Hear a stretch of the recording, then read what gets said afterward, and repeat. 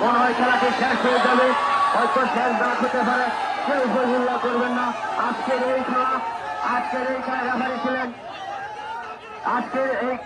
ছিলেন মোহাম্মদ সদর আলী, সোহাগারী নজরুল ইসলাম সাহেব এবং সাবেক তিনবারের মেম্বার শহীদুল ইসলাম, সিরাজুল ইসলাম, অফিসের মতো সেনাবাহিনী সুন্দরভাবে নজর দিয়ে খেলা দেখাচ্ছেন এবং খেলা শেষ করবেন সেই আশা প্রত্যাশা করছি। আমি আমার সভাপতি সাহেবকে বলবো, আগামী খেলা, দ্বিতীয় রাউন্ডের খেলা আরো সুন্দর যেভাবে দেখানোর ব্যবস্থা করবেন। আমার পিছনে যারা গাড়ি পার্কিং আছেন, সুন্দরভাবে ডিউটি করবেন এবং বিশাল কর্মী ভাইকে বলছি, আপনারা খেয়ালভাবে সুন্দরভাবে খেলোয়াড় দিকে নজরে রাখবেন। শেষ খেলা সুন্দরভাবে খেলা উপহার দেবেন। আমি সুন্দর